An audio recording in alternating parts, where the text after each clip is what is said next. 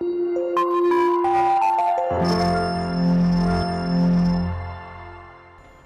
children, how are you? I hope you all are doing good. Children, now I am going to narrate you a very interesting story and inspiration, Helen Keller.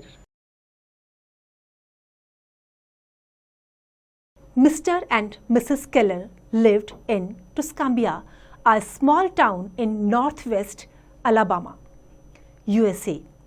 They were blessed with a baby girl on 27 June 1880. They named her Helen. She was a healthy child and her parents loved her too much. 27 जून 1880 को Helen Keller का जन्म हुआ और उसके parents दोनों ही उसे बहुत प्यार करते थे. The Keller family was not so rich. Mr. Keller was captain in the army earlier. Now he worked for a cotton plantation and the editor of a weekly local newspaper. अभी presently वो क्या थे? Local newspaper के editor थे और इससे पहले army के captain. Unfortunately, Helen fell ill when she was 19 months old. She suffered with the brain fever. She stopped responding to sounds and sights. Responding means उत्तर देना, reply करना. Neither she responded to her father's clap nor to the bright lamp. Kellers understood that her lovely daughter had become blind and deaf. Blind and deaf जो देख नहीं सकते और सुन नहीं सकते. Kellers समझ गए कि उनकी लड़की क्या हो गई है? ब्लाइंड एंड डेफ हो गई. The parents of Helen faced the difficult situation as their child didn't respond to overcome. Helen and her family led a painful life. She became a very difficult child. She cried at everybody. Her behavior disturbed her parents. जो उसका behavior था वो parents को बहुत disturb कर रहा था. वो हर किसी के ऊपर चिल्ला रही थी और ये जो टाइम पीरियड था उनके लिए बहुत डिफ़िकल्ट था. The friends and the relatives of this family advised them that she should be sent to the institution of disabled children. Helen became a lonely child because the children didn't want to play with her. She became ill-tempered day by day. जो friends और relatives थे उन्होंने advice किया कि Helen को जो disable बच्चों की इंस्टीट्यूशन होती है वहाँ भेज दिया जाए. अब हेलन डे बाय डे अकेलापन महसूस कर रही थी क्योंकि बच्चे उसके साथ नहीं खेल रहे थे और वो इल टेम्पर्ड भी होती जा रही थी. Helen's mother said with a heavy heart, her behaviour is getting worse. I don't understand what we should do. Helen's father replied softly, we can nothing do with a child who doesn't understand what she should do and what she is doing. हम ऐसे बच्चे के साथ कुछ नहीं कर सकते कि जो यही नहीं समझता हो वो क्या कर रहा है या उसे क्या करना चाहिए. So they met Dr. Michael Anagnos for professional guidance. Dr. Anagnos recommended her to Annie Sullivan. She will be Helen's new teacher. Annie Sullivan Helen की न्यू टीचर बनी. उन्होंने उनका नाम सजेस्ट किया. Annie changed the life of Helen. She had also poor vision, but she was able to earn a living on her own. Annie arrived on 3rd March 1887 at the house of Keller's family. She taught her the language of touch. She started teaching Helen to finger spell. Any की जो vision था वो भी अपने आप में poor था, लेकिन वो इस योग्य थी कि वो अपनी लिविंग को अर्न कर सके. एनी 3rd मार्च 1887 को केलर के फैमिली में आई. She taught her the language of touch, कि फिंगर से कैसे स्पेल को टच करके पढ़ा जाता है वो उन्होंने उसे सिखाया. Helen learned the first word doll. Annie spelled out the D-O-L-L on Helen's palm and placed a doll in her hands. Annie wrote C-A-T on her palm. When she patted the cat, she felt the letters M-I-L-K being written on her palm. Thus, Helen learned the concept of various things and found a novel way to communicate with others. जब palm में लिख लिख करके उसको पढ़ना सिखाया गया तो उसको नया तरीका मिला कि वो लोगों से कैसे कम्युनिकेट कर सके. Annie changed the behavior of Helen too. When Helen misbehaved, Annie punished her by not talking to her, and Helen hated this punishment. Annie taught her to dress up well and comb her hair. All this training required treat skill and patience. Soon, Helen behaved well because she liked the company of Annie. Annie took her for walk and horse riding. Annie ने जो है Helen का behaviour change कर दिया था और कभी अगर वो मिसबिहेव करती थी तो वो उसको पनिश करती थी और एज अ पनिशमेंट वो उससे बात करना बंद कर देती थी. और एनी को ये पनिशमेंट जब वो देती थी हेलन को तो हेलन को वो पनिशमेंट उसे पसंद नहीं आता था. और इस सारे ट्रीटमेंट में जो निपुणता और जो धैर्य चाहिए था वो एनी में था. जल्दी ही हेलन का बिहेवियर जो है वो अच्छा हो गया एनी की कंपनी में. कभी कभी वो हॉर्स राइडिंग के लिए भी जाती थी. An experience changed her attitude towards learning, that was to spell water. This created a new inspiration set in, and her progress in learning words multiplied manifold. Thus, Helen was so inspired and she learned 30 new words within the next few hours. उसने 30 और words जो हैं learn कर लिए थे और वो words क्या थे? M-O-T-H-E-R mother, T-E-A-C-H-E-R teacher, B-A-B-Y baby, H-E-L-E-N K-E-L-L-E-R Helen Keller etc. ये सब उसने पढ़ना सीख लिया था. Later, Helen recalled, I was born again that day. I had been a little ghost. Now I knew my name. I could understand people and make them understand me. Helen spelled out a complete sentence. D-O-L-L doll. I-S is O-N on B-E-D bed. Doll is on bed. Helen को अपनी life change महसूस हो रही थी.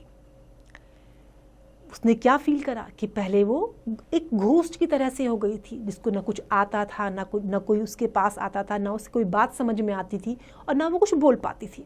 लेकिन अब उसने धीरे धीरे जो है स्पेल करना सीख लिया था और अब वो कंप्लीट सेंटेंस भी बोलना शुरू कर रही थी. Seeing her progress, Annie said, I shall teach you to read tomorrow. She began teaching Helen to read. She read first raised letters and later read with braille. Then she learned to write with typewriter. She was becoming a well-educated person. She developed her abilities and made herself the best. धीरे धीरे उसकी progress को देख के any ने क्या कहा कि वो उसको अब पढ़ना भी सिखाएगी. पहले जो है जो रेज्ड लेटर्स थे ब्रेल लिपि में वो उसने पढ़ा. उसके बाद उसने टाइपराइटर में लिखना सीखा और उसके बाद जो है वो एक वेल एजुकेटेड पर्सन बनने जा रही थी. एनी ने उसमें कई एबिलिटीज डेवलप कर दी थी. Helen visited at the White House to meet President Cleveland. She developed her confidence too. Helen moved to the Parkins Institution in 1890. She was taught by Annie here. She made many friends and her loneliness disappeared at all. Her learning progress improved in the institution. She learned German, Latin and arithmetic. कई qualities उसमें institution में develop हो गई थी. Language भी उसने सीख ली थी, जर्मन लैंग्वेज.